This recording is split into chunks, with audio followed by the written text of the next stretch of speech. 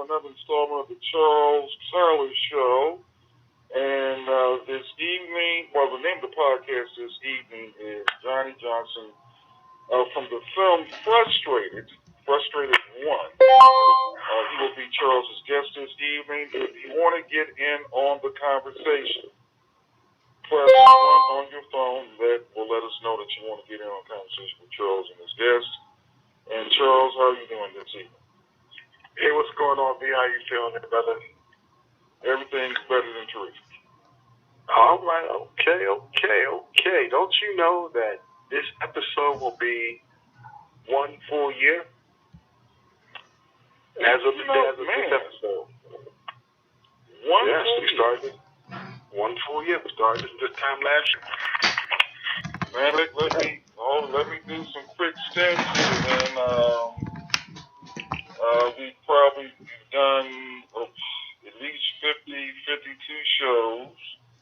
And, what's another stat here? Because when we started at 6:30, and then we started on 7:30. We had to move the time frame, and we actually started with just probably a half an hour show. It was only a half hour show. And we called for 2 hours. We had to push it up. Right, and off the top of my head, probably over 30,000 people have listened. 30,000. I'm talking about Facebook. Over 30,000 have listened to this podcast. That's more than a Facebook. 3 times more than a Facebook group. Okay. And you only do it once a week. Only do it once a week. Once a week, 4 times a month. Okay, like I said, that's why there's been a call for another show. We're going to probably talk about that later on down the road, anything like that. But tonight I want to bring in two of my guests here. You know, my man from Frustrated, Deep Voice himself, the true creator of the saying, The Matrix. My man, Johnny Johnson. Are you out there, brother? I'm here, live and in person, baby. Oh, man. Got the deep, very, very white voice, you know. Also, I wanted to also bring in, if he's still on the line there, V. Is Al Greeze on the line? Hold it. Let me check his number real quick, because you got quite a few in the studio, so I got to sort it out. We're gonna continue on with Johnny here. Now, Johnny, you know, like I said, you became I remember the first time I saw you on YouTube, okay? That was about 5 years ago. Okay? Right. And it was that voice. Brothers is going across the border, you know, checking out, going for love or companionship or whatever, just want to bust it up and have a good time, you know. Right. And I was like, well, what's this brother know about this? Let me check this out here. And that's how I came across Frustrated. And I'm sure a lot of other brothers probably have done the same thing. You know what I mean? And like I said, you and Al, y'all kind of started the movement. Okay. Now, can I ask you, where did you get the idea to terminology to call the Matrix, whether the U.S. the Matrix? Well, actually, when Al was interviewing me at the time, it came to me naturally because a lot of brothers, we've discussed, you know, that there's America is full of a lot of distractions. Distracts us from truly understanding who we are and being who we were meant to be. You know, there's a lot of distractions here in the U.S. You know, they keep us on the rat wheel, spinning wheels and really going nowhere when, you know, with the job, kids and social, you know, events and things of that nature, television, the news, you know, and things of that nature, we're very distracted. And what it is, a lot of times we don't have true, how should I say, companions, you know, because they're also distracted too. When people are distracted, you keep moving around and you keep missing each other. And, you know, it came to me quite naturally when I was doing an interview with Al, with the top of my head. Well, ironically, those words have become pretty iconic. A lot of people think that I brought it up, and I told them, I corrected them. I said, no, it wasn't me. Okay? Right. Johnny Johnson. Okay? Right. You know, and it's because it fit, the saying fit the whole situation perfectly. Here in the Matrix USA. Exactly. You know, the movie matches everything that's going on right now. Change up a couple of things, of course, the reasons and all that stuff. Right. You know, abroad in Zion. Doesn't have to necessarily be Brazil, but when you travel abroad, you're traveling, you're freeing, and it takes a free mind in order to do it. It's also educating and liberating. Yeah. Yes, you got to have a free mind to unplug yourself. Exactly. And, with America, I noticed, too, one of the things when I first started to travel, I traveled at a very young age. I was in the military also, but I also realized that the news that is presented outside of the country is very different from the news that's presented within the country. I don't know if you brothers have noticed lately, local news stations have become more or less like social media, and they very rarely focus on the news, one of the news stations that I tend to try to watch more often is the PBS McNair Hour, and certain other news outlets such as BBC and things of that nature, because they're the closest ones that give us what real news is. If you watch the local, affiliates, a lot of times they're owned by the same people, so you get the same, maybe in a different order, or maybe, how should I say, with a little twist on it. But, a lot of them are focusing on social media, what's trending on Facebook and Twitter and Instagram. It's not really news, and it's part of the distraction to keep us really from focusing on social economic needs as well as political issues that really, matter to minorities, and people in general. Well, like I said, that's the matrix for you, because news is being pumped in. Let's be real. A lot of us, and a lot of the listeners will probably agree to this. When we think about third world countries, Brazil comes up as one. That's the way it was before I first got there too. Okay? Exactly. And when you think of third world, you think of famine, you think of poverty, you think of, people lying in the streets and this and that, and don't have anything and everything like that. They live in a primitive lifestyle and all this other stuff. And that's the way the Matrix basically programs us. Everything is beautiful here in the U.S. You don't need any other place outside the U.S. Any other place outside the U.S. is horrible. Right. Okay. They make you feel like this is Mecca or this is paradise, so why should you go anywhere else? Plus, they want to keep the dollars here too. It's not just about fooling us into believing that this is a safe haven. It's about economics also. One of the things that I learned about Brazil, and I studied a lot of places that I go to do research. I learned that back in the 50s, late 40s, 50s, and 60s, Brazil would not allow. America would not allow blacks to travel to Brazil, and that's why Brazilians run the visa offices within Brazil and even in the U.S. There was a lawsuit brought against the U.S. government for not allowing black African Americans or even minorities to travel to Brazil. This was an attempt to separate us. See, one thing I noticed about Brazil also played a part in this, because one thing I've also noticed about Brazil and little research that I did is that, back in the early 1900s, Brazil was getting black.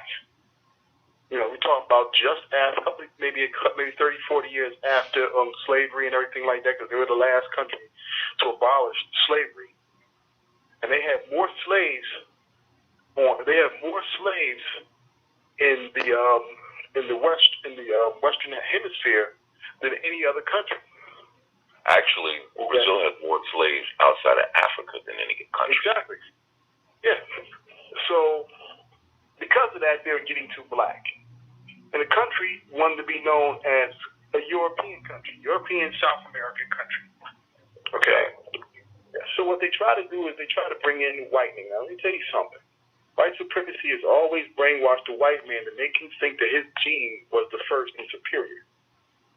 Okay? They just don't get it. That their gene is not superior. Their gene is an offspring of our gene.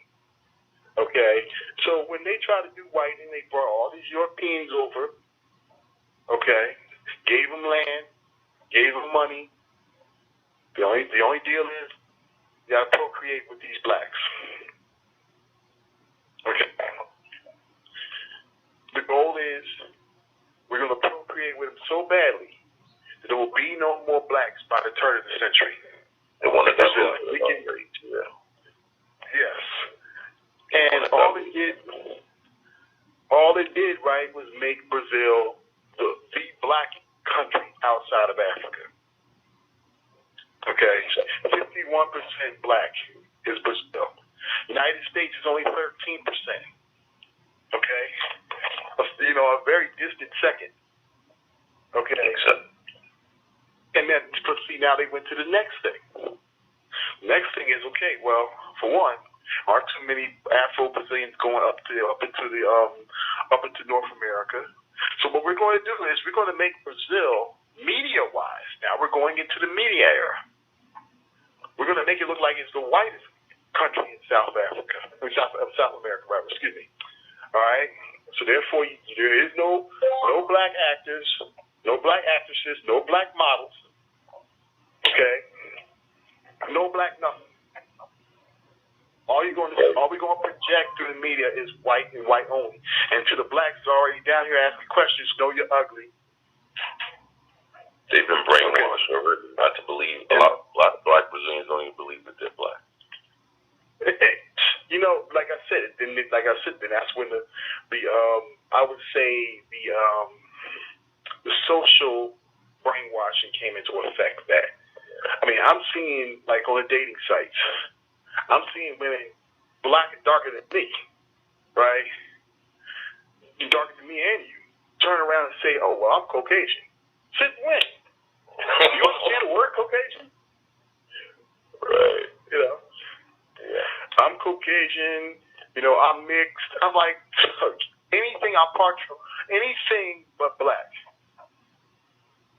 Yeah, and I think we have a moral responsibility, even in traveling, to dispel some of the stereotypes that exit the United States via news media because they portray us in a bad light on the outside. When we travel, to be respectful and let them know that we're intelligent. We have jobs. We're not all dancers and rappers and things of that nature. And I've been embraced by more countries and better than the country I was born in. When I travel a lot, but when I landed in Brazil, I found a connection. All right, I found out a connection that it's like Brazil put a hook in me. I just can't get out. I think it's going to take me probably another 15 or 20 years of actual living on the ground for me to get to that point again, where I want to move on to another country. Well, it appears to me, Johnny, we got a huge call list we got to run through here, brother. All right. We're going to start off by taking our first caller here from the 240. 240, you're on? 240, you're on? Yeah, I'm right here. Dwayne Banks. Dwayne, speaking of Rio. Hey, what's going on? All the way from Rio. Yes, sir. All the way from Rio. How you doing, man? All right. How you doing, my brother? Yeah, that's good. Hey, what's going on, Johnny? Listen, first of all, let me say, Charles, congratulations on your 1-year anniversary of your Thank you. of the Mama Talk show. Good job. Thank you. I hope you have many more. Plans, Johnny, it's great to be talking Seeing you and frustrated, knew nothing about it, but thanks to Charles, that kind of, he and his efforts with this group, kind of brought that to light and frustrated the series now. I'm hooked on it. And Johnny, you were definitely a big part of that. And, Johnny, what part of Brazil are you in, man? Well, when I first went to Brazil, I went to Rio. Okay, that's where I am. Yeah. I actually lived in Alpadura, between Ipanema and Copacabana, right behind the port. So wait, turn down your computer. Huh? Get in the echo there. Turn down your computer. Turn it down. Okay, I'll do exactly that. All right, done deal. Couple things I wanted to just kind of mention. Is that better? That's better, yeah. Mm-hmm. Okay. One thing, or a couple of things that I wanted to touch on that you guys were mentioning just a moment ago. Number one, Brazil, to me, there's nothing third world about this place. This place is like the United States in a lot of ways in that you got poor areas, you got rich areas, you got people here that are thriving and doing well. And of course, as you know, people do classify Brazil as a third world country. I don't see it that way. But then again, that's just me. That's just me. Also, like you all were talking about the whole white-black issue here in Brazil, one thing that I've noticed, I've been here almost 3 months now. One thing that I've noticed in relation to that is a lot of the black Brazilian men, they kind of, I'm not going to say they they kind of sort of shy away black women, generally speaking, because quite a few of the Brazilian brothers that I've met, they love white women. Nothing against that, that's what you like, but it was just kind of surprising to me, considering all of the beautiful black women that are here. But in a way, I could kind of sort of understand it because the way the media here in Brazil portrays things, it's always a white face that you see out in the forefront. And we all know how powerful a tool the media can be as far as influencing people's thoughts, actions, and all of that stuff. And I think the media has had a huge influence on so many Brazilian black men preferring, white women over black women. And like I said, that's no big deal, but that was a surprising thing to me. Still getting my feet wet here. I'm loving Brazil, loving every minute of it. Love living down here in Copacabana. It's great.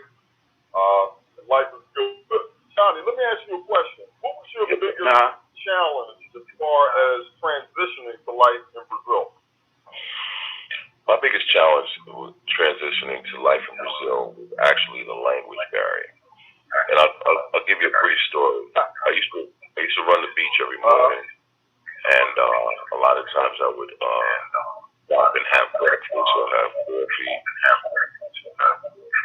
And there was some Brazilian men I befriended, and they asked me who was teaching me Portuguese. And I said, well, my girlfriend was. And they said, they laughed at me. And I was wondering why. They said, never let a Brazilian woman teach you Portuguese because you don't want you to talk to other women. That's what happened to me. I'm kind of like in that same boat with you because that's my biggest challenge too, learning the damn language. Other than that, my transition here has been baby smooth, man. I love it here in Brazil. I have no intention of going back to the United States anytime soon, and I just wish I'd have done this years ago. But better late than never. Better late than never. Well, sometimes it happens at the right time too, because I think if I knew about Brazil, I may not have a job and I'd be Brazilian right now. Right. I want to express something about the language. Brazilian Portuguese is one of the hardest Romance languages. One of the hardest to learn because it has so many other words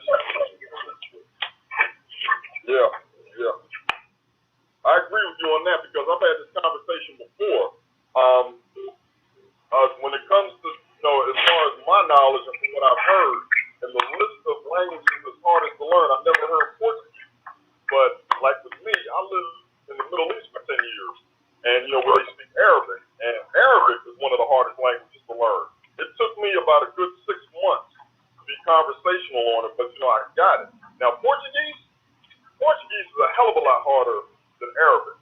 It's been kicking me in my ass. I'm not going to even lie. It's slow going for me, but, I got nothing but time, and I will eventually get it. The challenge, I'm welcoming with open arms, everything else that comes with, being an expat living here in Brazil was good. But well, now I'm glad to on the show. If you need to learn it, I know an American brother speaks it and writes fluently. He's been published in a couple of Brazilian newspapers.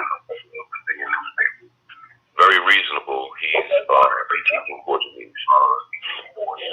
Yeah, I'm actually talking to a couple of private tutors as we speak, because I'm trying to do the thing.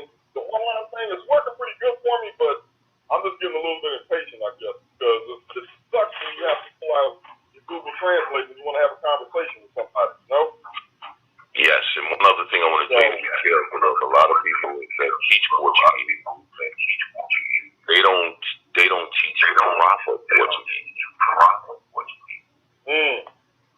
And I'll give you a prime example. My ex-girlfriend was from miniature rice.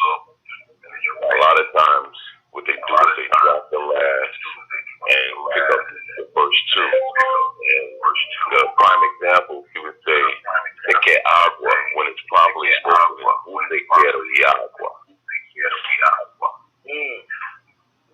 Gotcha. So, for different reasons, it changes, And it's better to learn it properly and adapt to the reasons in which you travel to. Right, no doubt. That's a good tip. I appreciate that, bro. Hey, listen, I'm going to jump off, make some room for some other people. Charles, once again, congratulations on your 1-year anniversary. Johnny, I'm glad to be talking to you, and I'm glad that you're on this 1-year anniversary show. Everybody, you all stay up. The brothers that are listening, get passports, get down to Brazil, get somewhere, just get outside of the United States. Charles, me and you, we're gonna have to get up here real soon, because like I told you, I got something for the group that I want to discuss with you, okay? Okay, man. I'm on case, man. I got you. Thanks for calling in. All right. Give me a call within the next couple days, man, and I'll tell you what's what, okay? Okay, man. You'll be here. Okay, man. All right. I'll be good. Be good. All right.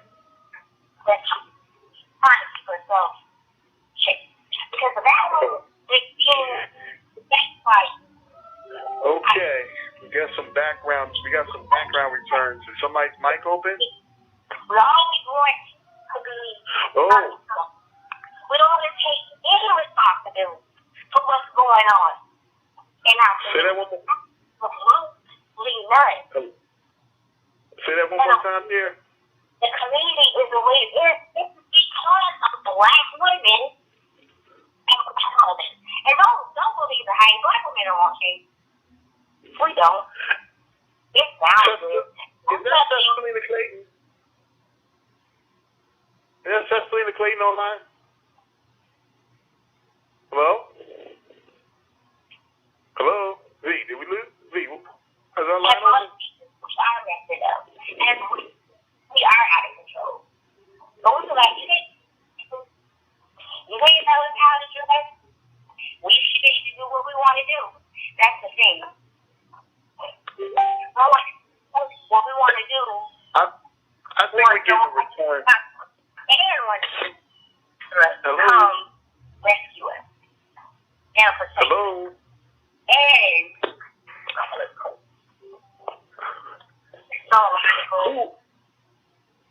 okay, I muted them, Charles. yeah, because we were getting a feed right there. I'm like, what? But I'm sorry about that, the callers out here. We got a little return right there. That's what happens when a lot of call people leave their mics on. Okay, walk away and re-listen to their TV. All right, but I also, we are going to also bring in the director and creator of Frustrated, Mr. Al Greeze, on the line too as well. Mr. Al, you there? Charles, he disappeared here. All right, Let me come back. I'll put you back. Wait a minute. Let me double check. Okay, we're gonna bring it right back in here. I just got a little text here from one of our callers over in the UK. He said, "Oh, Johnny is actually alive." Because, like I said, Johnny, you disappeared on us for a while, man. You know. I had something to take care of in the Matrix, you know. Okay, yeah. Well, like I said, we gotta get everything settled, stuff like that. You know, like I said, man, it's a lot of diversity down in Brazil, negative and positive. Yes. Everywhere you travel. Yes. And Charles, I want to say one thing. I want to congratulate you on 1 year anniversary, my brother. I like what you're doing. You're touching a lot of brothers, and you're freeing a lot of brothers' mind. I want you to keep up the good work. If there's anything I can do in the future to help out, feel free to call me. yeah, always, man, always. You still gonna be with me? Take some more callers here. Yeah, I ain't going nowhere. I just want to congratulate you. That's it. I forgot to do that. Appreciate it, man. Appreciate it. Sure, Al's supposed to be on, but I think he's having problems getting in. Something's going on there. We're trying to get him in. And V, do we have a next caller coming in? Yes, we do. Area code, if it'll open up. Area code 609, your microphone. Hey, Charles, what's going on tonight, fellas? Hey, what's going on there, brother? What's up, Jules? Yo, I'm taking it. You already know what it is, man. John, this is the first time I've ever been able to speak to you. I'm a big advocate of the show. Charles can tell you that. You guys opened up many doors for us. Many doors. We talked about it briefly last week. We have another show on a follow-up with Charles' show because of you.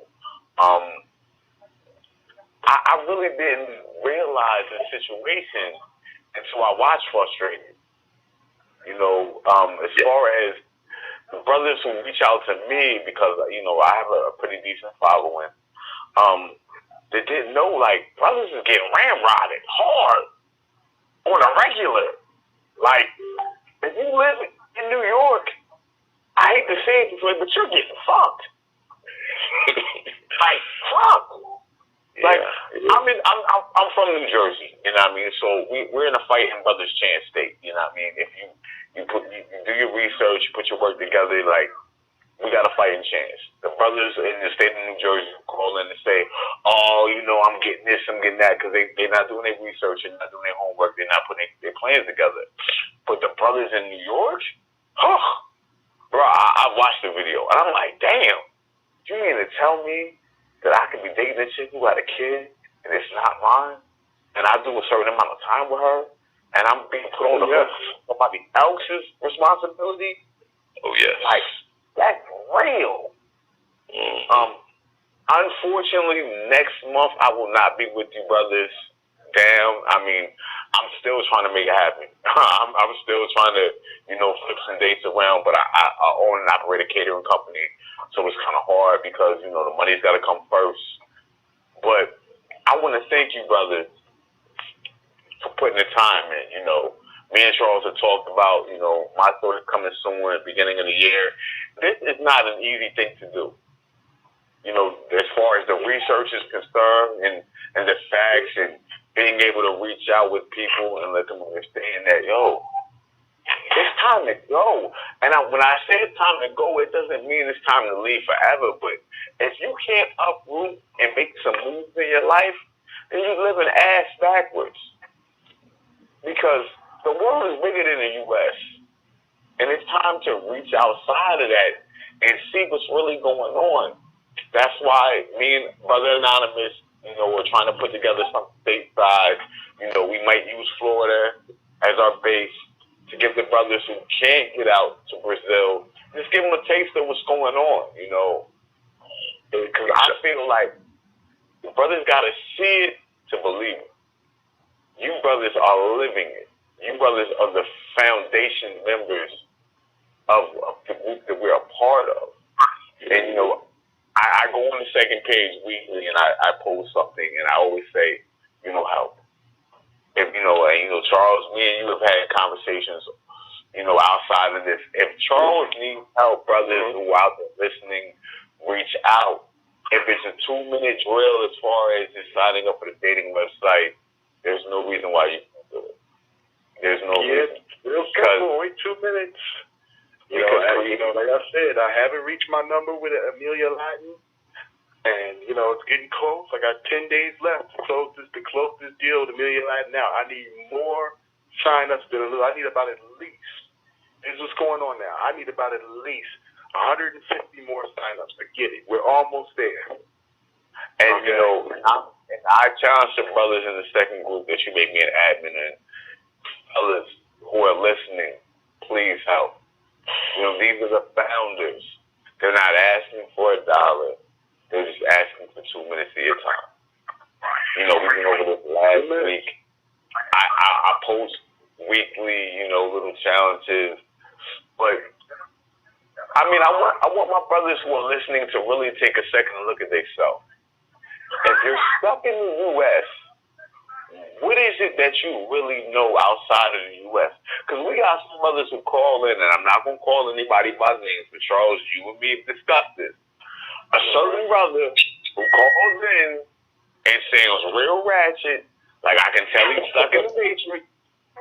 Like I said, I'm not going to call him out by his name, but actually, this individual inboxed me last week and was like, yo, I feel like you're coming directly at me. Brother, if you're listening, I'm not coming at you. I'm just trying to help you. These brothers help me. Like I said last week, I have a passport. It's not, if it wasn't work-related, the reason why I'm missing the party, I can go. It's not hard. John, Doctor, everyone is giving you the tools that you need to better yourself, to prepare yourself for battle. So while you're out running the streets this week and you're in the club, because there's a lot of us brothers who are listening who will be in the club, I want you fellas to think about it. It only takes a second and a half to create a child. And if she's a matrix woman, all she wants is your money.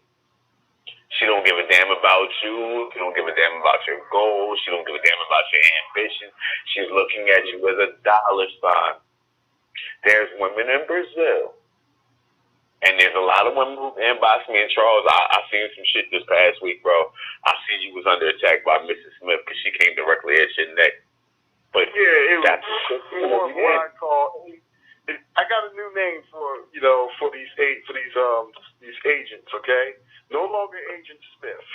It's Agent AAW. Because it was funny because I read your post and I tagged Brother Anonymous, and I was like, damn, bro, like our show isn't even off the ground and running yet, and because of what you started and what we're trying to follow up on, I now get targeted. So this upcoming week, I'm going to post some of the inbox messages that I get. Like, yo, I can't believe that you think like that, and what man doesn't want to take care of their woman? To the sisters who are listening, I'm going to say it again. No man wants a broke woman. No sister wants a broke man. You have to have something to bring to the table. I'm not saying all my sisters are bad. That's the last thing I'm saying. But if you don't got your priorities in order, because there's a lot of sisters right now that watching fucking Empire. There's a lot of sisters this week that's watching Empire, and the fact that they're spending their time in the Matrix, they're comfortable with that. Unfortunately, my brothers, we're not comfortable with that. We're trying to move forward. So I don't understand, because I have created 3 or 4 different, email accounts to help you reach your goal. And I'm one person. So if I got 6 or 7 other brothers who can reach out and do that, I don't see the difference. It doesn't cost anything. But John, when it comes to you, bro, I don't know what caused you to start this, but frustrated is serious. Well, and because right now, as we speak right now, we got Al Greeze on the line as we speak right now. We just got him in. All right. Al, you there? Yeah, what's up, homie? What's up, big homie? Hey, Brother Al. I'm speaking for the group, man. I appreciate the work, man. This isn't easy. I truly do appreciate your work.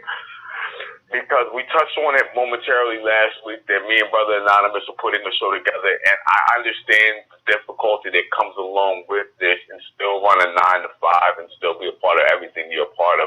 So for you to take your time out and it costs you money to help us, brother, if no one else says thank you, Brother Jules is more than happy to say thank you because we appreciate it. I appreciate that, man. I appreciate that. Bruh, it's real. And there's a lot of brothers who don't want to deal with the fact that, yo, shit is real out here.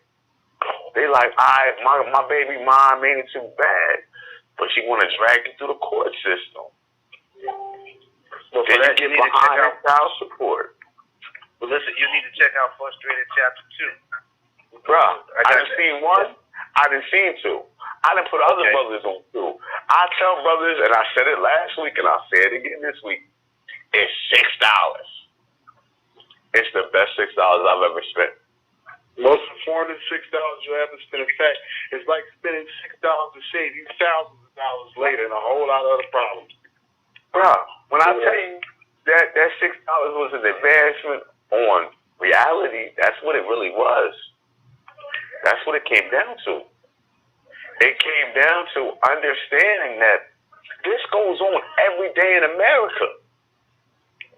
There's posts that are on the second page, and for those who don't follow us on the second page, understand that we do have a second page we're trying to build to catch, Brother Charles on the first one, but tap into it. I do a lot of funny posts. I have a sister, a sister to the group. She has nothing but love for us. She is far from a matrix woman that posts every day like, you got to get your shit together. We want more, then we have to accomplish more. No one is going to give us anything. We have to be willing to go and get it. You can't come half-assed to the table and say, oh, I'm going to go to Brazil and I'm going to go bag a Brazilian woman, because it's not going to work that way. You got to do your communications. You got to reach your contacts. That's what's going to get you there. Well, and then just like Johnny said, you have to also do your research. I got guys with delusions of grandeur in the group. I mean, I got guys who just have this dream of how Brazil is, like thousands and thousands of beautiful women all over the place. And they just as soon as you show your American flag, they're going to come running, And you've got guys up there talking about polygamy and all this other stuff. I'm like, yo, for real? Come on now. You can't have those types of, I'm not going to knock it. I've deleted posts as far as that's concerned, and I mean, I took it upon myself, and I know some brothers feel some type of way, but my thing is this. If you're going to post in one of the groups, let it be a fact. Don't come half-assed in the group, because for every bad post, it makes all our good posts look bad. Well, it's more along the lines of having expectations that don't exist, unrealistic expectations. Okay, when this is the first time I heard about the polygamy thing in Brazil. Guess what?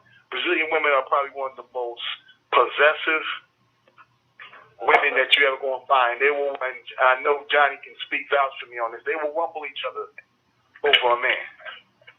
I mean, I've seen some nasty fights down there, and they fight over men. Okay? There's no sharing. Okay, so get that polygamy fantasy world, Utah stuff out the picture. Okay? I just wanted to say that, man. But Jules, man, I appreciate your call, brother.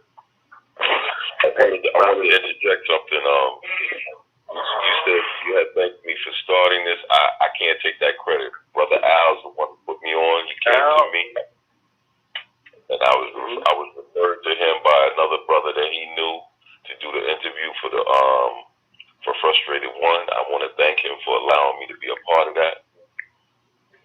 I appreciate you, my brother. Listen, brother. First, let me give a shout out to Charles, man. Congratulations on your anniversary. Thank you a lot, man. I appreciate it, man. Yeah, big up to you on that, man. And big up to the big homie, Johnny Johnson. Listen, man, when I first went out to Brazil, not the first, the second time I came out there to do some research before we started filming. And my man Dwight, old homie from the back around my way, introduced me to John Johnson. Man, we just hit it off. He's been a big homie to me ever since. He showed me around Brazil, sat me down. We sat down, we chopped it up. We talked about doing the interview, man. And the brother came out when I came back with the film crew. He represented and he articulated the message.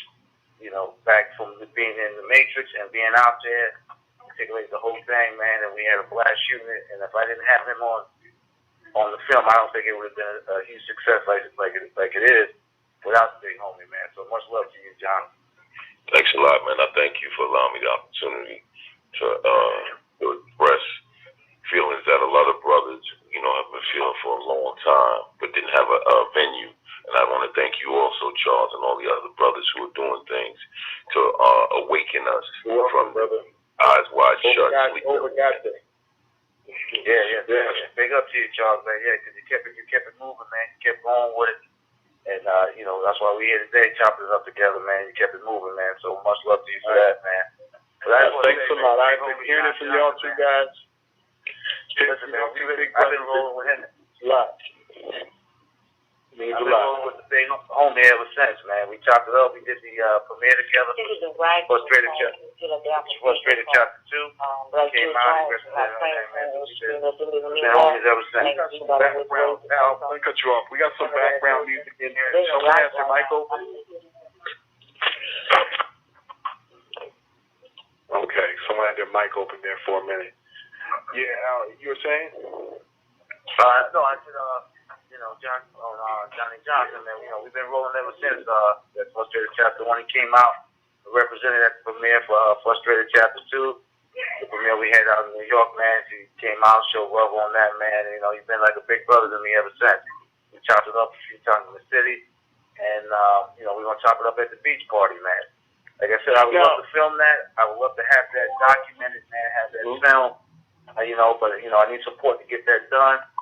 So any listeners who haven't seen Chapter 2, like I said, I'll take the proceeds for Chapter 2 and turn that over, you know, and film that event coming up, man. I would love to do that, but I need your brother's support to get that done.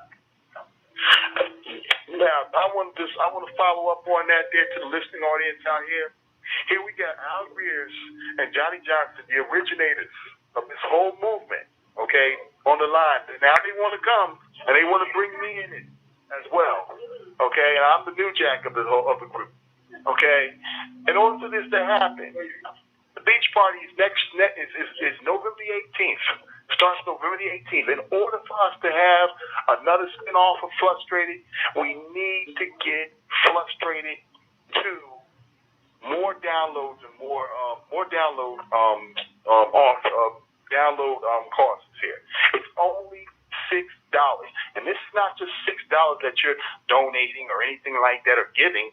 This is $6 where you're getting back a ton of serious information. Like I said earlier, you are paying $6 and getting back, possibly saving yourself thousands of dollars and a whole lot of heartache and a whole lot of brothers losing their passports and everything like that because from some silly child support issues that you probably did not know about. These are pothole issues.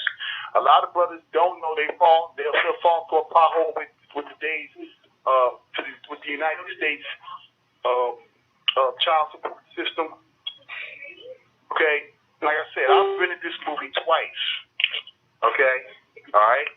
I downloaded it twice because I need to hear this. When I first heard it, I said, "No way! I need to hear this again."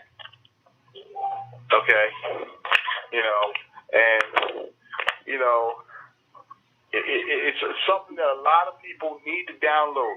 I'm putting the posters back into all the groups tonight. All right. Take almost hour 20 minutes of your time. $6 an hour, 20 minutes of your time to watch this movie. Okay?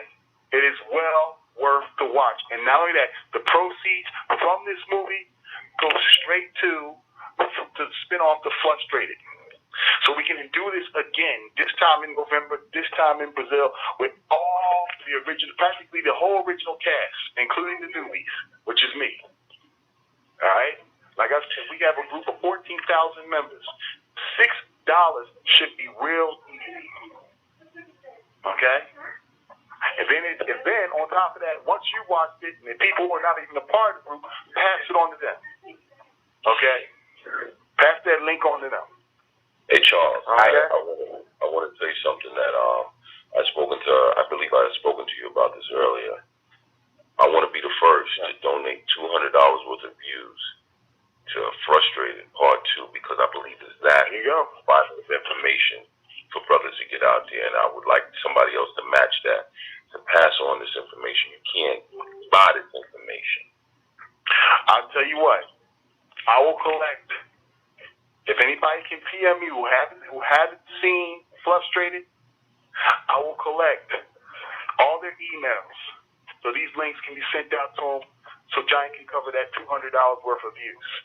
Then, because of that, just take $6 out of your pocket and pass it on to somebody else. Each one teach one. Each one teach one, exactly. Okay? We're giving to you up front.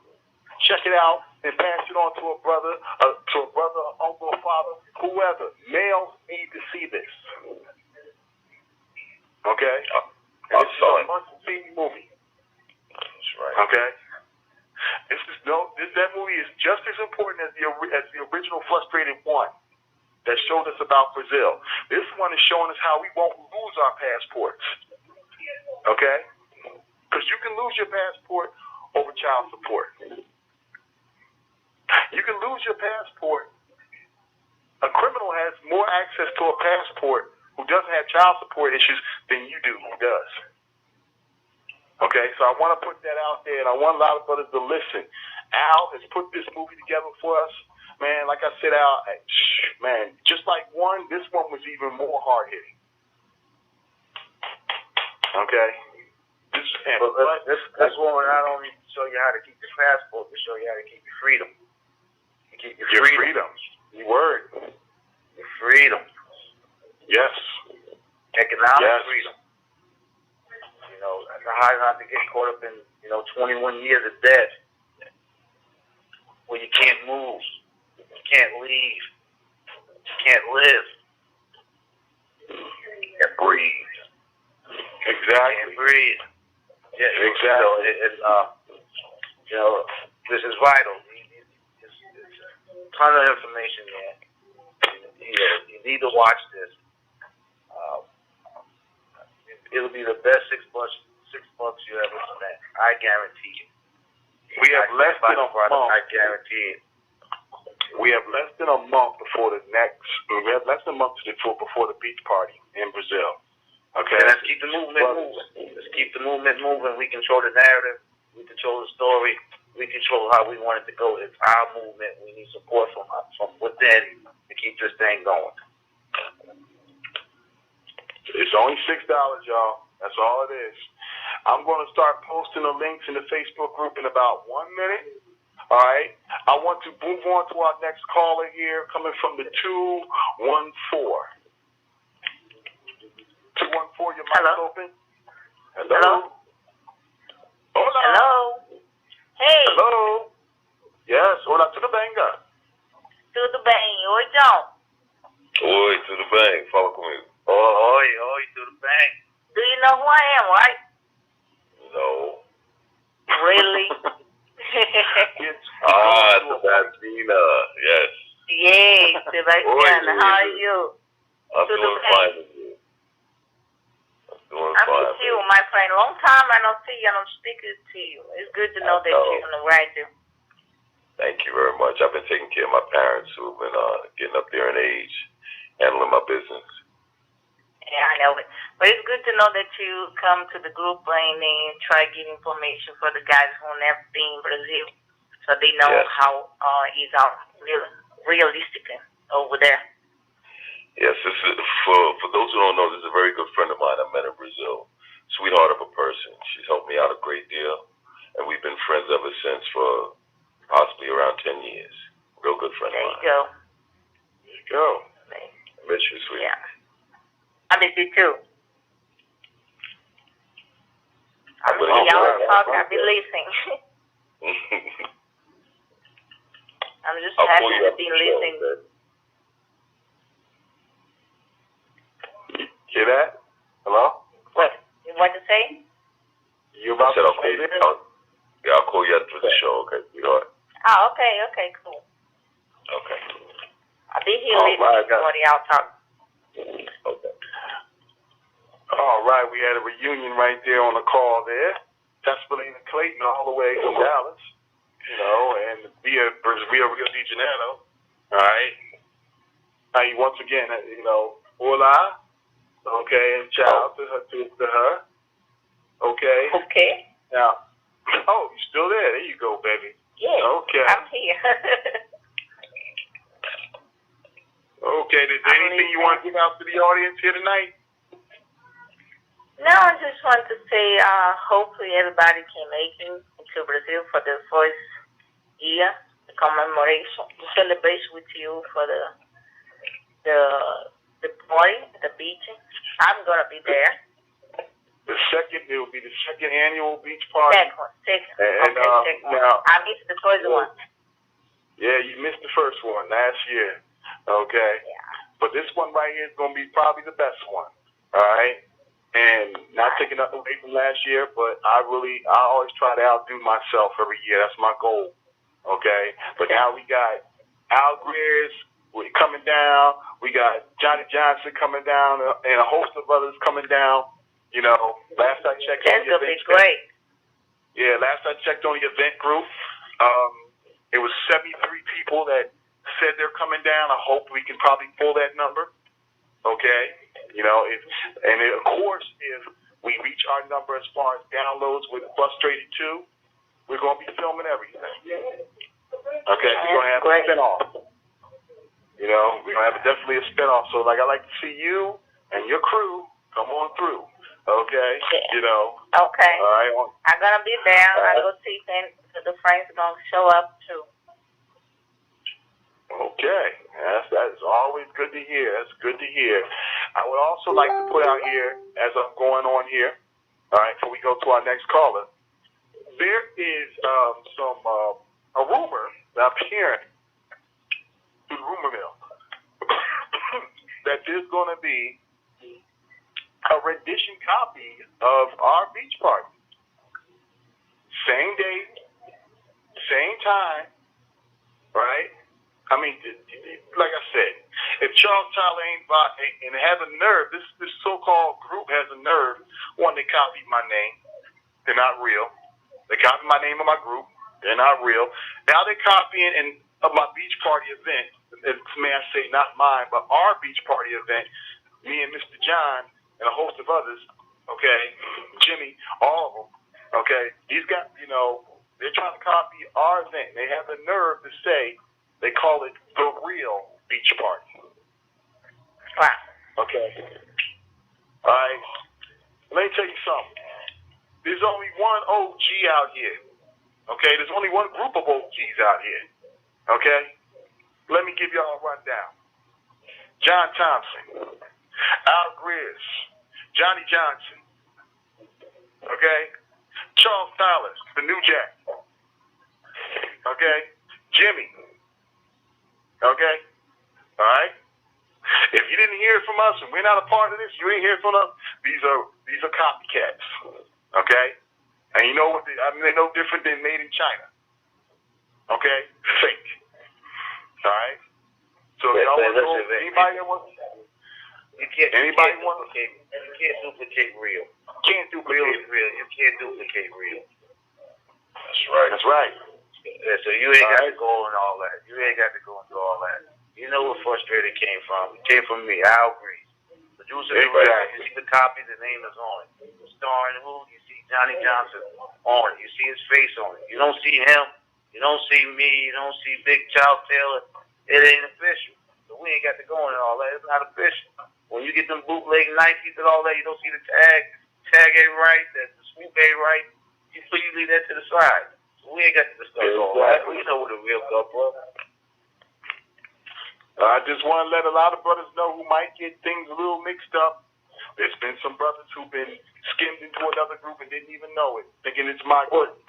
Okay? When you go home, and we had to make that clear. Well, you gonna go home disappointed.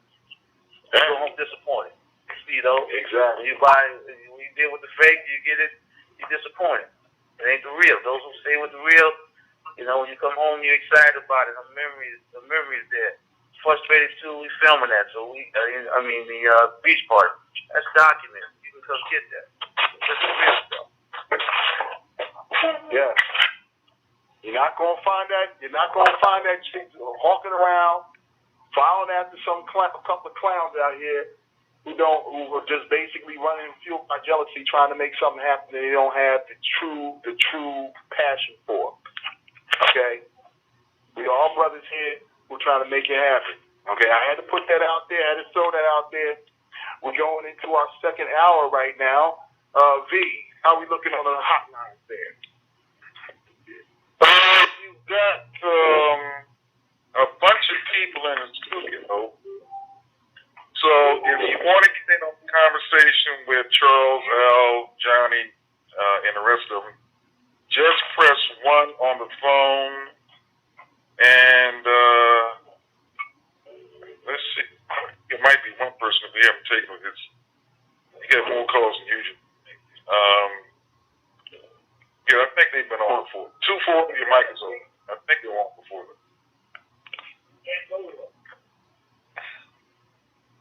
240. Oh, that's me. Oh, okay. 240, you're still on. You're still on there, Jocelyn. We got to move on to our next caller, dear. Appreciate Yeah, that. that's okay. No problem. I just listen. That's fine. Y'all have a good night. All right. You too now, Okay. dear. Ciao. Ciao. All right, we got a bunch of lines open, Charles. So anybody out, there's a bunch of people in the studio. That are listening, press 1 if you want to get in on the conversation. Don't wait until the last 45 or 30 minutes of the show. But press 1 and you can get in on the conversation immediately right now. So, Charles, you got a bunch of listeners right now. Okay, well, let's give them something to listen on, okay? Now, my question to Johnny is now, how long you've been living in Brazil, post the movie? Pre-movie, rather, excuse me. Like, when did you first come to Brazil, and what attracted you to Brazil? Well, what happened was my brother had traveled to Brazil prior to me going, and at the time I was still working, and I had wanted to travel to Brazil in '86, but I couldn't get the time off. But then I went because one of his friends had dropped out of a trip that was going to Brazil, and I went, and I didn't look back. What happened was I went to Brazil for Carnival. Had the time of my life, the best vacation ever. Beats the islands, beats everything, hands down. I had one of the most enjoyable trips of my life. It actually changed my life because what happened was when we were getting ready to leave, they had a snowstorm on the East Coast, and I gave up my seat since I didn't have to be back to work, and I wound up staying, and I got to travel with a friend of mine that I had met during the trip to her hometown. And I had one of the best times of my life. And I heard a saying that from Brazilians that Americans live to work, but Brazilians work to live. And it is so true. I have been traveling to Brazil for the past 15 years. I actually lived there about the last 12 or 13 years. Had a resident visa, which allowed me to travel in and out of the country as many times as I wanted to without having to worry about the visa restrictions. And again, I can't say enough. It was the best trip of my life. The best trip. That was definitely a major change in your life. Like I said, it's been the same thing for me. I mean, my goal is by the close of next year is to relocate to Brazil full time. I've been down there. This will be my 15th time coming up in November, and that means it's been agonizing 14 times I had to leave. Okay, and I want to stop. I love Brazil. I know the feeling, man.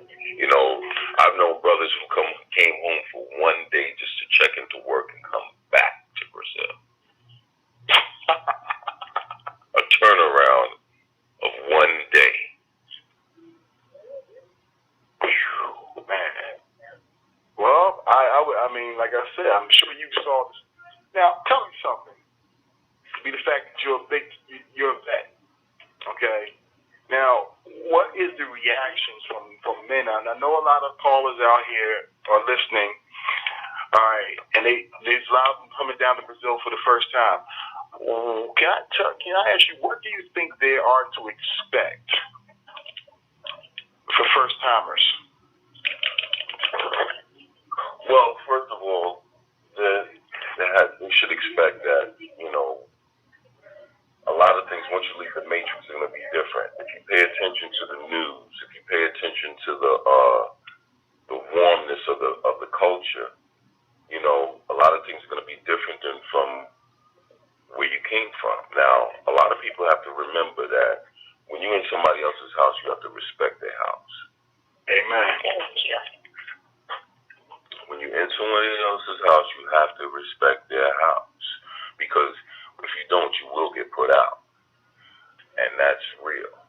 So when I travel, I try to respect other people's culture. I try to learn something about it. Try to learn the basic hello, how you doing, the basic language, or even just catchphrases, because when people see that you take that time and effort to put in to learn enough about their culture, they will actually assist you, as opposed to you expecting them to speak English. That's an arrogant attitude to have, which America, somewhat, has. We have that arrogance, but I've learned in traveling that when you go into somebody else's house, you respect their house. Now, that also means it's respect for their women. Now the thing about it is, there's been a lot of guys out here who, basically, they don't get themselves prepared to come down to Brazil. Like I said, going right back to the dating site, but not meeting women before they get to Brazil, and they get caught up in, sort of like the lady of the night mentality. Right. And they automatically think they get caught up in what already AAWs already think of Brazilian women. Right. Oh, they're all prostitutes, and you prostitute this, prostitute that. Okay. What do you have to say on that, by the way? As far as that type of lifestyle out there. Well, you know what, too? I say this, and I've said this to my brother Al on many occasions. If he was a Vic here, you're going to be a Vic anywhere you go. You understand what I'm saying? If you're a victim here, you're going to be a victim. And I mean victim of circumstance, the whole thing that Al Greeze covers extensively in Frustrated Part 2. That's why it's so important that if you haven't seen it, you need to see it to get a full understanding of why we call this the Matrix. And Al has extensively covered the child care system as far as child support and how it benefits the government. It doesn't benefit the mothers. It really don't benefit the children. If anything, we become pawns in the system. And to get back to what you were asking me is that when we travel, a lot of times, if you disrespect is disrespect no matter where you go. And you have to respect yourself and others in order for others to respect you. And when you disrespect others, you will be disrespected. You understand what I'm saying? I've seen guys come down here and think that, I'm from America, ain't nothing going to happen to me, da-da-da-da-da. And lo and behold, they looking for help later on because they done got themselves in the jam by, prejudging the situation that we're talking about now. We're talking about enjoying life and being free to bond and to have relationships that are fruitful and not binding by, laws that have been placed upon us here in this matrix we call the USA. You know what I'm saying? So with that being said, you have to come there, and to a lot of times you have to free your mind in order for your body to be free. You understand what I'm saying? And I'm saying that. Yeah. Women, and not only just women, but the whole culture. I enjoyed learning about the African culture because, like we had stated earlier, there's more blacks out. The country that has more blacks outside of Africa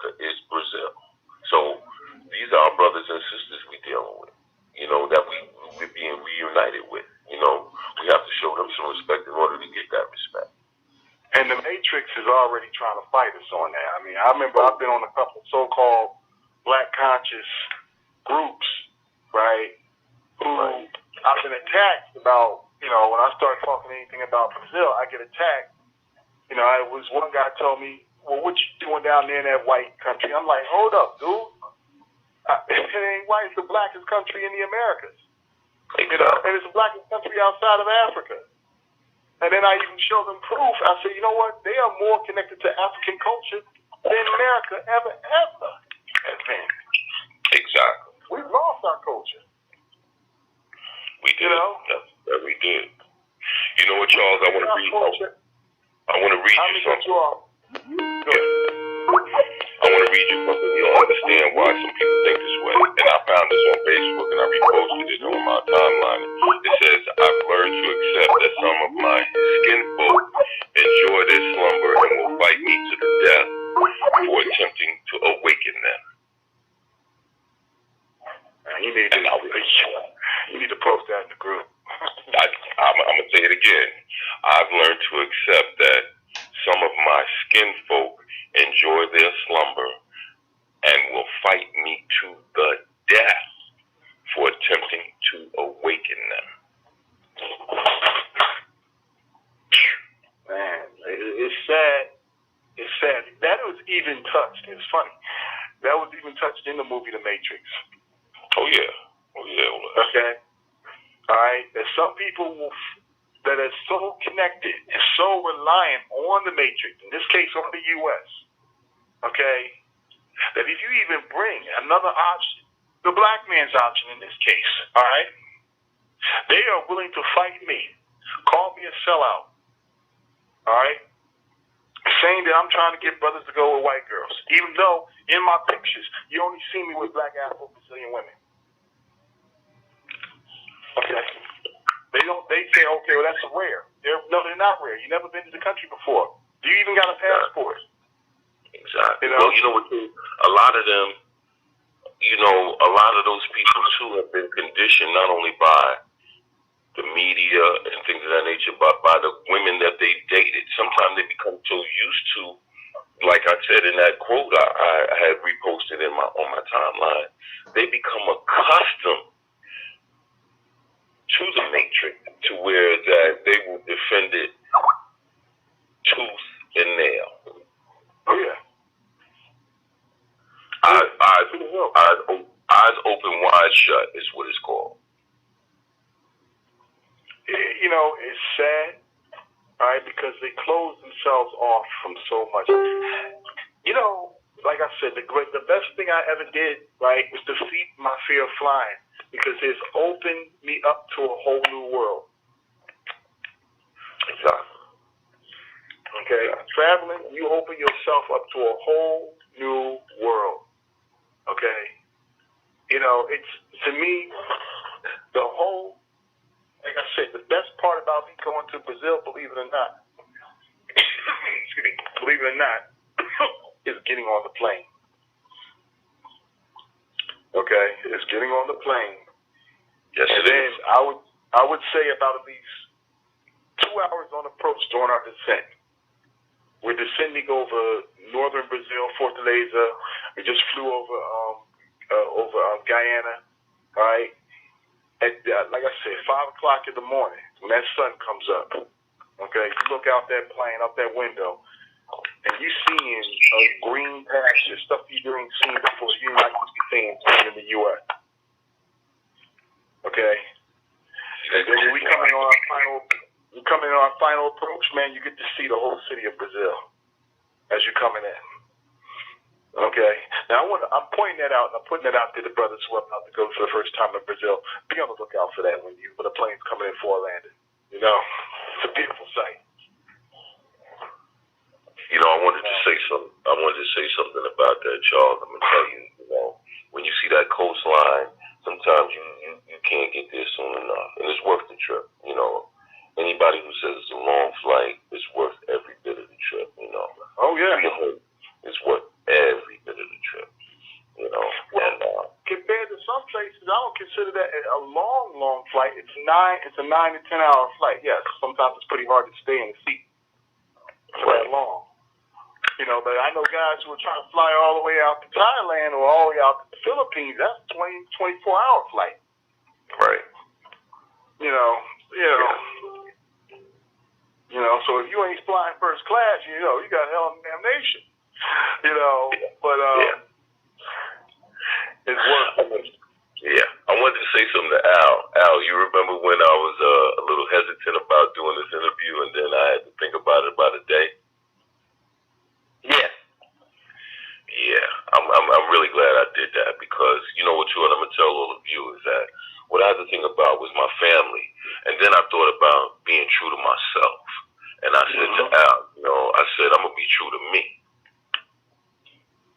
And see, that's part of that matrix, that part of the matrix that was in me, that instilled that fear of being who I am, a free black man. Exactly. Exactly. In the land of my people. For us, especially for the black conscious people out there, I want them to know, right? If Africa's wonderful. Go there. All right? But Africa's got a little sister called South America. All right? And most of Mother Africa's children are in Brazil. Okay? The most throughout this whole world. And we as children of Africa, the mother of all the world, okay, we have to at least check out South America. Okay? See what it's all about. Okay? For people who've been to Africa, for people who've been and traveled abroad, people who've been to, and like I said, I got a new word for abroad. I consider abroad Zion. Okay? Because people who travel abroad and freeing themselves of the matrix here in the U.S., and they travel to Zion, wherever that destination may be. That's right. Okay. Let's keep the terminology in the movie, The Matrix, all reality set. Excuse me. But right. It all started, like I said, with frustrated one. In my case, it's like I said, I made myself a bet. And me and my ex didn't get back together. I still was still right there on that fence, and I had to see y'all guys' movie, Al's movie, okay? With Al, with Johnny being sort of like the host of the movie, okay? It's funny because the guys that y'all were sitting with were all from Philadelphia firemen. I happen to know one of them, okay? Yeah. It was the light-skinned, freckle-faced from Big Brother. Yeah. I happen to know him. And because he used to come up in the clubs back in the day, and he stopped coming. I guess we know why. All right? Because like I said, once Brazil gets you, man, you don't even... Once you start traveling, you start going, and particularly to Brazil, maybe to some people to DR or something like that, you kind of lose taste in going to strip clubs and all that stuff. No reason to. Yeah, it's like a turn-off, actually. Exactly. I wanted to say something, Charles, that, through all my time and being in Brazil, I really cherish and value some of the relationships I built with some of the brothers I met there, because, one day me and Al was sitting there talking, and we had discussed that once you take the competition that the Matrix has caused us to be in with one another out of the game, brothers are allowed to be brothers to one another and support and uplift and share knowledge with each other. And that's what's really important. Yes. Yeah, that's the thing I've also noticed, too. That was one of the most attractive things that I've seen down there, that there was a lot of camaraderie among African-American men. Like, when I came down there, I went solo my first time down there. All right? That's why I point out to a lot of guys who want to come down, they want to come down with somebody. Okay? Because they, of course, they go into a foreign country, they don't know what they're going to run into. Right. Okay. But when I got down there, right, it was like a lot of people kind of schooling me. You know, don't go here, don't go there, watch out. All right, we got your back, bro. Like I said, I was walking the beach. My first day down there, I wanted to get out and I wanted to see what the beach is. I'm attracted to the beach. I wanted to get down to the beach. First thing I wanted to see. I want to see what this Copacabana life is all about. And I'm walking down there and I just felt like, damn, I actually felt like a foreigner for the first time. Okay. So I'm looking around, and no one speaks my language or anything like that. I walk up on these two brothers and one happened to be wearing a Lakers jersey and the other one happened to be wearing a St. Louis hat. Okay, St. Louis Cardinals hat. Right? So I'm like, yo, y'all Americans? And they're like, so yeah, it was like I just meet these guys like I knew them forever. Okay. And it was so much camaraderie. They pointed out all the places I need to go. I met up with them that night down at the balcony when the balcony was open. Okay. They also broke my heart and told me that help was closed. That's why I came down there to check out too. But like I said, we got a camaraderie. Everybody's cool with you guys that you don't even know that you never met are just being cool with you. Now we come back up to the matrix, we lose that. And it's sad. Well, you know what, too? We lose it, but you know what, too? I'm going to tell you another example, too, is that, some of the friends, when I started visiting Brazil and decided that I wanted to live there, a lot of my friends who had girlfriends and wives, their wives and girlfriends said that, you can't be friends with her no more. Yeah, you said that in the movie, yeah. Yeah, and that's true. Very true. And you know what I used to tell women, too? A lot of times, I tell women, I say, you've been going to Jamaica to see Dexter for years. Why can't I go to Brazil to see his sister? Yeah, why not? Exactly. Let me tell you something. Like I said, like Al, when you had that beach, I'm sorry, I got to call this, man. I know you know her personally, but her nickname is Beach Whale on the Couch. Okay. All right, that's the joke that goes around. All right.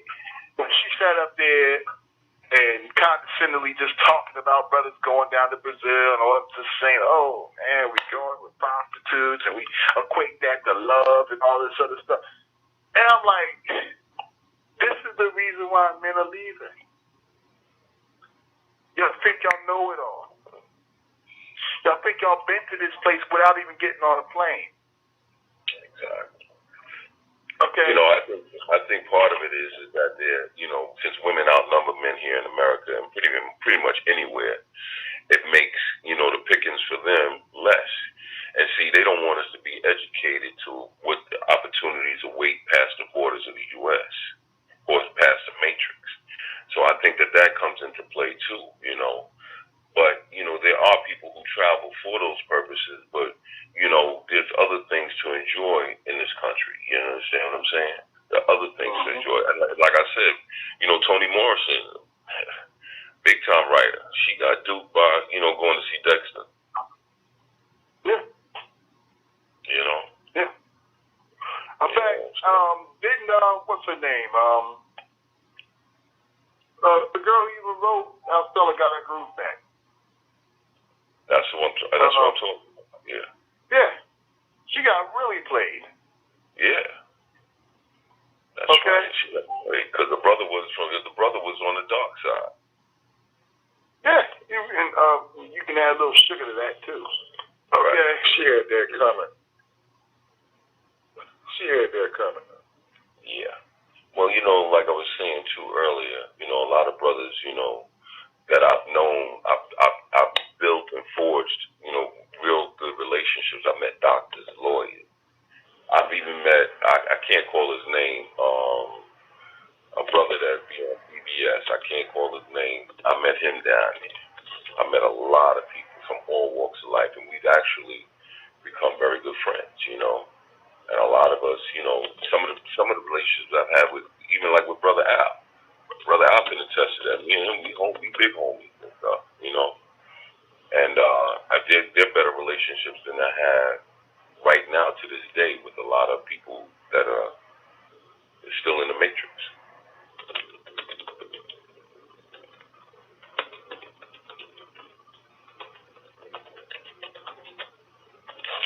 Hello? I'm still here. Charles calls dropped, and I'm sure Charles will be back on in a moment. So while we're waiting for him to come back in, what we're going to do is take a quick break so he can dial back in. And now, an exclusive first look at the upcoming documentary, 7 a.m.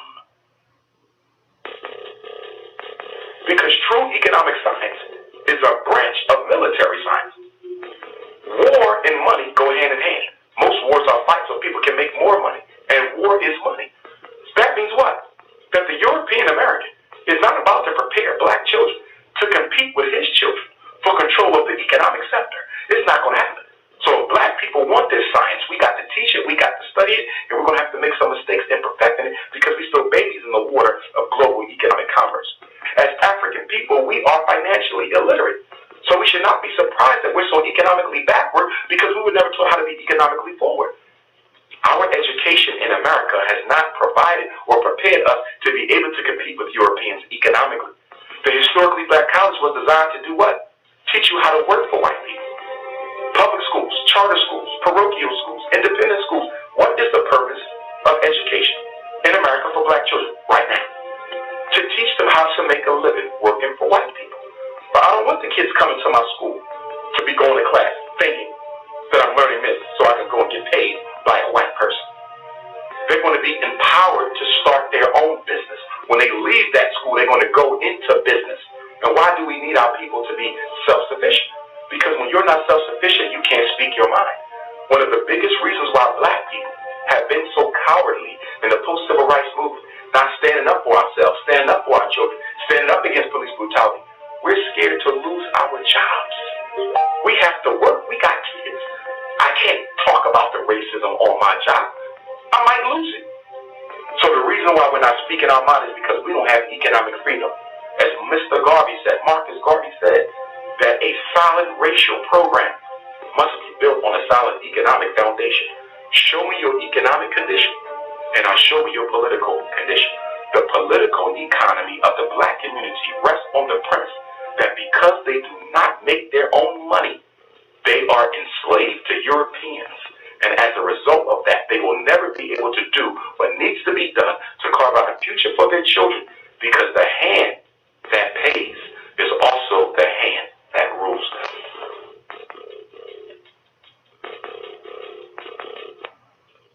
There's a direct relationship between having the businesses and being in prison. Go find an Asian, see how many Asians you can find in American prison. They ain't gonna be in there. But 51% of your prisoners will be black because blacks don't have any businesses and industries. There's a direct link. Blacks won't practice group economics. Blacks won't practice group politics. If you don't practice, you're setting yourself up. As I told that 5-story building, you set yourself to get wiped out. Understand the nature of racism, which is economics. If you build the first floor, it's economics. Build your businesses and your industry. Control business and industry, and that pulls in your money. And hold that money. And practice group economics with it. Arab and Asian money bounces 12 or 13 times what it leaves. Jewish money bounces 18 times. Black folks got to learn how to practice group economics. Black Americans spend every penny they get outside their own community. Then you take the money and the wealth that you get from that first floor and go to the second floor. The second floor is politics. You then take that money on the first floor and you control your politics. Black folks must quit allowing people to tell them to go out and vote. Vote for what? Nobody's going to do anything for black folk in politics. Politics is controlled by money. Major corporations got the money. That's what controls politics. If you have no money, you have no say-so, you have no benefits coming. So you take your money and you control, and you take your money on the first floor, you buy every politician on the second floor.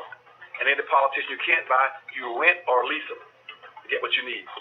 Then once you get the second floor under control with the politician, with your money, then you go to the third floor. The third floor is the police department and the court system. You take your money from the first floor and your politics on the second floor, and you control the court system and the police department.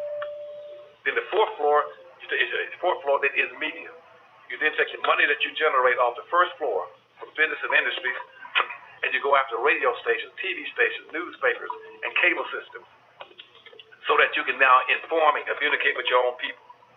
Right now, black folk only control less than 35 thousandths of 1% of the media in the United States. Out of 12,000 radio stations, black folk own about 75, 80. That's all. You own no cable system. You don't have a daily newspaper. You have nothing of importance. You got about one black TV station. And so you can't communicate with your people. You can't inform your people. You can't do this. You can have Rush Limbaugh and all the rest of the guys talking about racism all day long, and bad mouthing and O'Reilly. They can call black folk all kind of names all day long. What are you going to do? You can't respond. You can't communicate with your own people because you don't have an economic base. 51% of all the prisoners in the United States are black people. You only make up 12% of the population. That's no accident. It's because you don't control the economics and the politics. They're going to go after the weakest people they can get their hands on to incarcerate. That's the black folk. And what are you going to do in response to when they incarcerate you? You're going to go out and have a march, a demonstration. We're going to march. March what? Who cares? Marches, they never change anything. All right, you're listening to the Charles Tyler Show, and tonight's podcast is titled, Johnny Johnson from the film Frustrated is Charles' guest. Charles will be back on the line momentarily. All right, so Johnny, I got your mic open since you're our special guest, and we have some callers here that called in. So I'm going to open up the line. If you have any questions, maybe Johnny can answer those questions if they're Brazil specific. I'm Charles's producer, Vauban Sports World, and my thing is I've done a lot of Europe, but this show mainly focuses on Brazil. So if you have a Brazil question to ask, Johnny Johnson is on the line to give information on that until Charles steps back in the conversation. 814, your mic is open. Hey, hello. What's going on? How you doing? Good. Well, I just called you. I just wanted to touch up on what you guys were talking about earlier about how, brothers over here in the Matrix are so accustomed and, they can't escape because they're so trapped,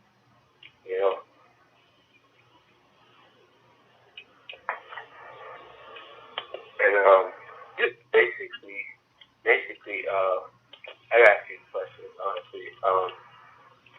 Question one, I just really want to know what would you recommend for the brothers that are disabled or,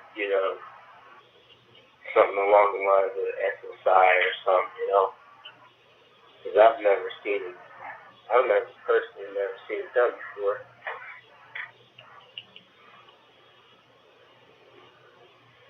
Hello? John, you want to handle that question? Could you, you were talking about opportunities for brothers that are disabled, you said? Yeah, well, basically on that same route, like SSI, disability. I just wanted to get your opinion on it, really. And Well, since I've been going to Brazil, I've seen many brothers who have come down there who were physically disabled or, had sort of disability, and, they hung right out with us, it was no different. As a matter of fact, too, I believe, they were able to form meaningful relationships and bond with brothers that were there, as well as, companionship, just like any other brother, so the opportunity was not discriminating at all, So I don't think that there's a challenge there with that. Okay, I got another question, but I don't mean no disrespect by this, but I see a lot of brothers going down this, but it's like, aren't there people of other races and nationalities too in that same position that want to do the same things as we do? I mean, it's kind of weird if you ask me. Yes, there is. There's always been our brothers. I mean, not brothers, but people of other persuasions coming down there as well. Well, as we had mentioned earlier, the whites were only allowed to come into Brazil up until the mid '60s or the early '60s, when they didn't allow minorities to come. So, you know, this group right here is African American specific, but you know, other people also are welcome, you know, to join in. You know. Mm-hmm. Yeah.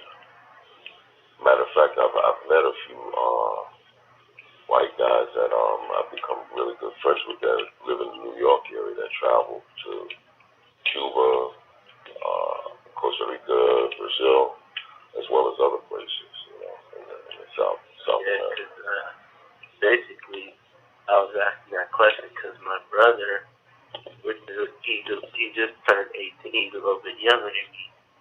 He was like, bro, man, I can't find no good chicks down here, you know? There's just nothing for me here. And I said, bro, come with me one of these years when I go. It'll save you a lot of money, a lot of time, like you said before, heartache. You know, stop going to the store. Well, I know him because he'll go to the store in a minute and buy some $100 pair of shoes. Like, and meanwhile, I'm buying $40 shoes, you know? Right.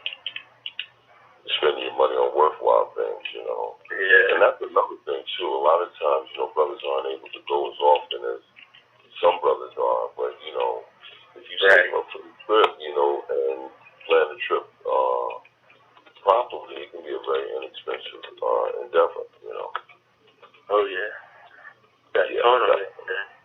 I was like, bro, it don't cost you nothing, hardly almost nothing to get a round trip ticket to even like just to go to Mexico or something, you know?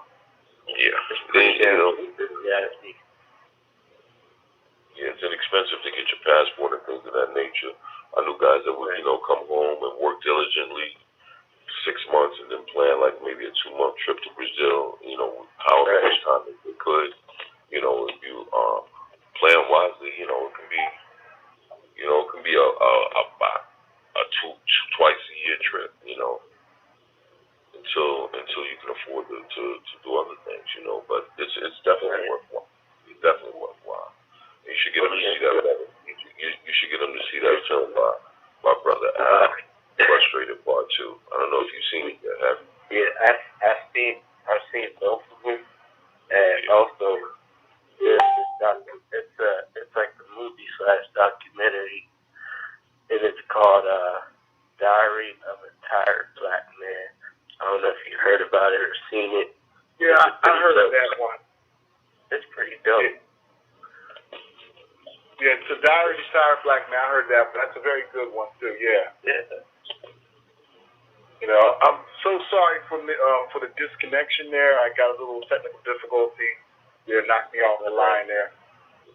Back here. Okay. That's no problem. You know, like I said, I was just going on. I'm like, oh, wait a minute, I'm offline. Yeah. Okay. Now, yeah, just to answer that question too, right? We even have a couple of members with some physical difficulties that are living in Brazil, and they're doing pretty well, very well. Yeah. I even know I have a friend of mine that's retired to Brazil down there. You know, he's done very well. You know. Yeah, because my bro just got approved for SSI, and I'm like, yo, you gotta see things from different points of view. Don't just take their word for it, do it yourself. Like you said before, don't just take my word for it. Go one time, all it takes is one time, bro. You know, actually, I found that living abroad was cheaper than living here in America. And honestly, he said he was always into traveling. I said, it's funny you should say that because, one of these years you can come travel with me down there to the, beach party, whatever, or just go on vacation. And he's like, bro, what about, all these other countries in Europe? I'm like, bro, don't even get me started. Well, one thing, Like you guys said before, Africa is not what people think it is. to answer on what just Johnny said right there, that living abroad, right, especially when you're connected to U.S. money, living abroad is cheaper than living in the U.S. Oh, yeah. I mean, you can get yourself a nice little condo apartment down in Rio for half the price of a rent that you're probably paying right now, or one bedroom, or an official. So yeah, definitely an advantage when you living abroad and you have that U.S. dollar following. And but we gotta. Thanks for calling, my man. We got a couple callers on the line here. Appreciate your call, man. V, we got another caller on the line here. Yes, we do. We have area code 951. Your mic is open. Hey, what's up, Joe? How y'all doing tonight, brothers? Hey, what's going on, brother? How you feeling? All right. I'm feeling all right. I just want to say thanks to John. I saw that documentary on YouTube about the frustrated black men in America going to Brazil. And that was a really good documentary. And I heard the conversations and advice that everybody was given. I pretty much, like all brothers there, we just need to get our passports, save up our money, manage our money. And, that's the key to traveling. I'm saving up right now. I was out here in Vegas, and I was on my way to Florida. And I ended up in Vegas, but I kind of think it was motivation from God. It was living in Las Vegas out here has been a very interesting experience. The good thing is I was able to meet people from all over the world. I actually met a few business owners from Mexico. I actually met a few Brazilians. I meet people from all over the world because I'm a server on the Strip. And I've learned so much with this job that I work about. I've been working about almost 2 months now, and I learned that American people, a lot of us just work and never travel, and brothers never get in a position to do anything anyway. I recently purchased a passport, so I'm taking my baby steps, but I'm really frustrated and disheartened with America home. And I met some sisters from out here in Vegas, and I saw a nice young lady, and I went to approach her, and I'm on my way to work, and I approached her. This was about 2 days ago, brothers, and first thing she said is, "You have money for me." And I have never came at a woman in my life, but I heard about it, the whole world, the whole country of America, black woman, white woman, Mexican woman, all these women are messed up. They're all programmed. Black men are looked down the most upon for the most part. And first thing the girls ask about is money, the status and everything. And I never came at a woman so cool and got such a disrespectful answer in my life. And that just kind of, showed me how I knew things were messed up at home, but that just really kind of put a broad awakening on me. And I'm so disgusted with American women. And it's not just our sisters. A lot of people say the black American women. It's not just the black American women. These Latinas and these white girls are just shallow, man. And it's disgusting. It's disgusting. I met another young lady, and she texted me from like 3 different numbers, and I'm just over it. Like I ain't even trying to mess up my future to leave America, because right now I'm saving up my money. I just want to save up about $4 or $5 grand. I'll probably just go to Europe, Brazil, wherever. Anywhere is good besides the U.S. I just want to get away from here because I've been traveling. I know brothers that travel like yourself. Life is so much better for black men. We're so much more respected. I'm tired of waking up every day in America and being the only joy I get is going to my server job and meeting people from all over the world. That's the only joy I get in Vegas. Always remember the first joy you should always have is you got your next breath to a new day. The way I see it like this, right? Once you travel, I know Johnny and Al will contest to this, agree with me on this one right here, is that you'll start to see flaws of the American woman, or in my case, the AAW. Okay, you know, and I remember there was a time I would ask a woman for her number, right? And I call her, and it's always a bad time for us to talk, or, you know, okay, I'll call you back. She had no intention to call you. I'm like, damn, why you give me the damn number then? You know? Yeah, exactly. You know, she'll turn around and eventually tell me I got a boyfriend. Wait, hold up. Why did you give me the number then? It's always these games. It's always these games. Always these games. And when you start traveling, you start dealing with women abroad, you look back and you say to yourself, I wasted so much time trying to prove myself or chase down women that to me are really beneath. You get upgraded. Oh, yes. Okay? Therefore, that's the one thing I want to put out to a lot of us. I get emails a lot of guys telling me how, you know, an AAW or any American woman has wrecked their lives. Thomas, tell me what to do. I'll tell you what to do. Go get a passport. Okay? Go get a passport. You got that, get an airline ticket. Okay? Travel. Exactly. I met some, oh, go ahead, brother. Sorry. Go ahead. Go ahead. No, I was just saying I met because actually Vegas has been a blessing as always. I've actually met some white girls from Australia, and I made some mistakes in my life. They gave me their contact information, their Facebook. I met some white girls that work for an airliner. They work for a major airliner in Australia, and they were telling me how much they love American black men and all this stuff. And I actually ended up losing information on a napkin. It was my fault, but actually.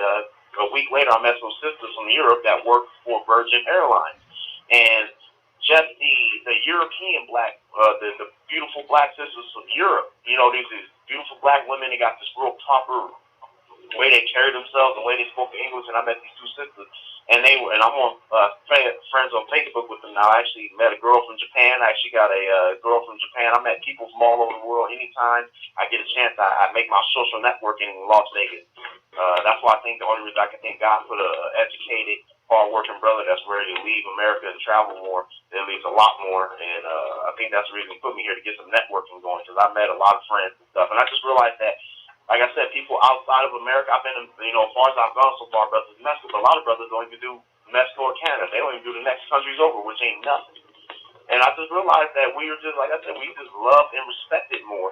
The American women are crazy. They're crazy. And I work at Hooters Hotel in Las Vegas, Nevada at night as a cook. And I just realized these women, when I go to Hooters at night and when I look at the American dream and what is becoming, and I really wanted to get off the West Coast. I know the whole country's messed up, but as a black man in America, I really wanted to get off the West Coast where there was a little more opportunity for blacks who have a good head on their shoulders, and I was, I know it's all the same down, but it's disgusting how bad it's gotten. Like, I'm really working, and I've been a part of the African American Men versus Afro-Brazilian Women Facebook page. I watch the documentaries. I do my homework. I do a lot of studying on world travel and stuff. And I just really disgusted. My own personal experiences of going to Mexico and stuff. I just realized that we are not respected here for whatever reason, and the women are horrible.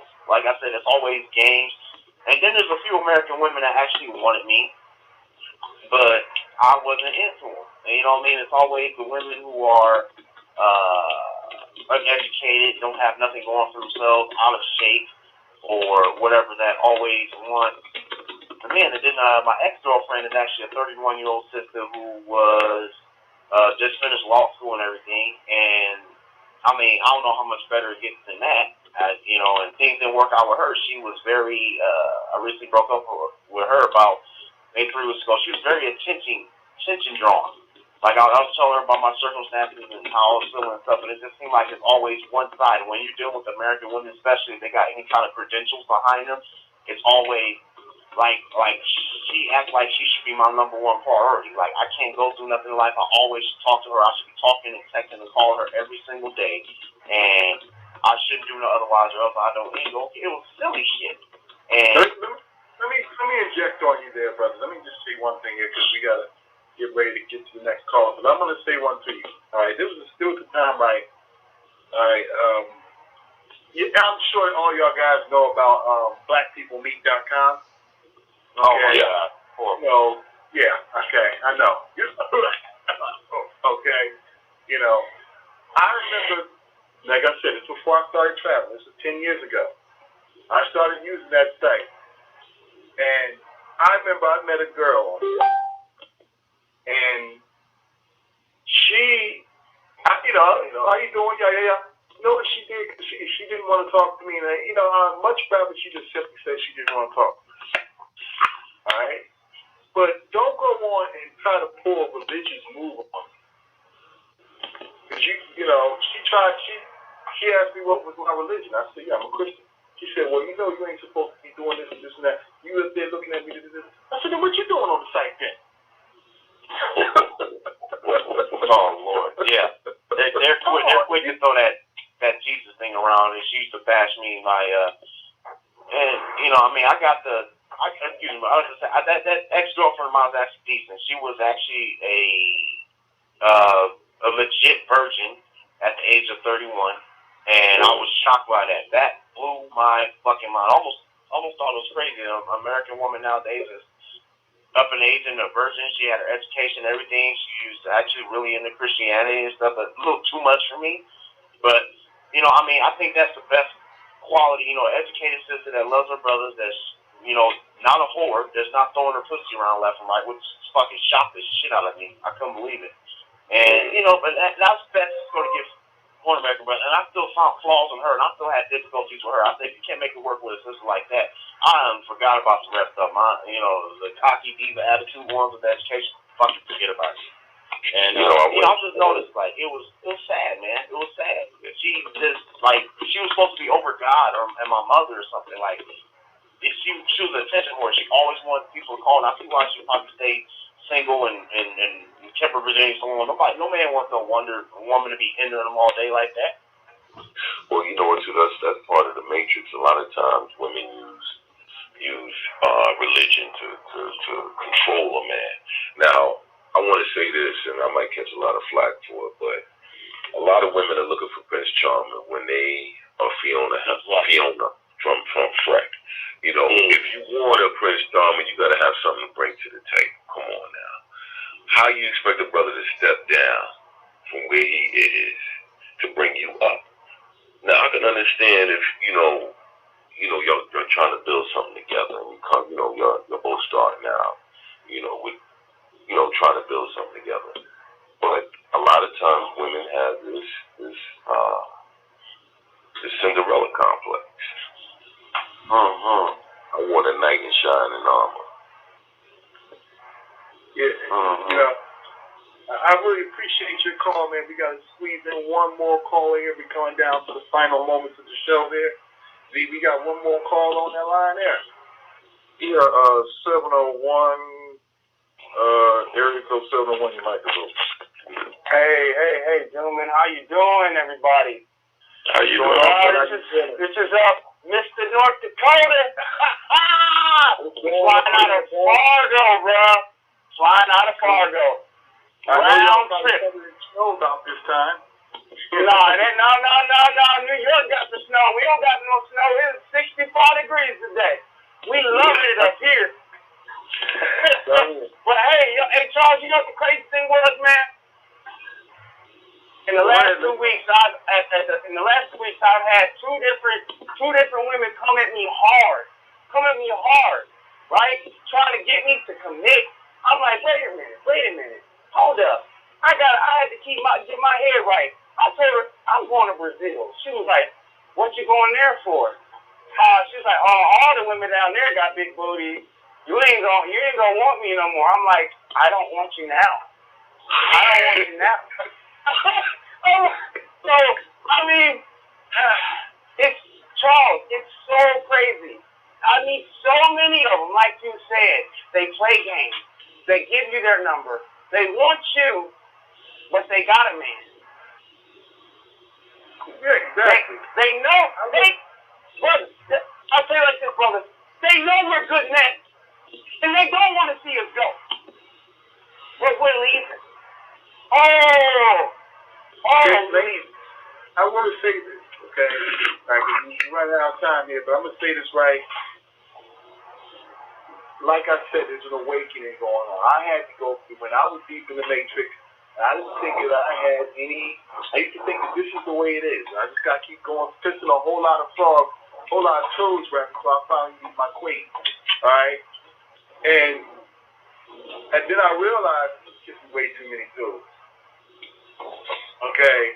And it's just like, because I realized I was playing in the wrong ballpark. Okay?